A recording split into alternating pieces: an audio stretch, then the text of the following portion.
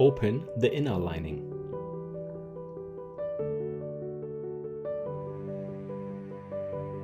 Loosen the 4 screws on the inside of the suitcase.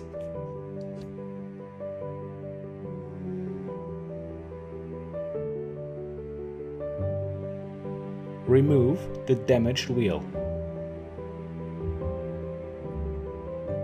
Prepare the new wheel, including the screws and washers.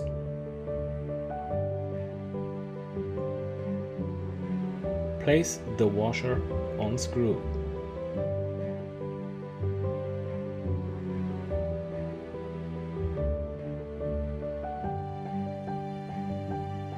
And insert it through one of the holes from the inside.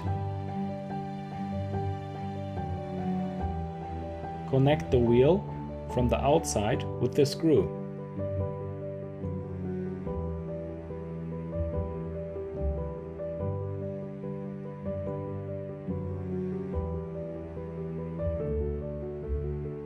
And tighten slightly.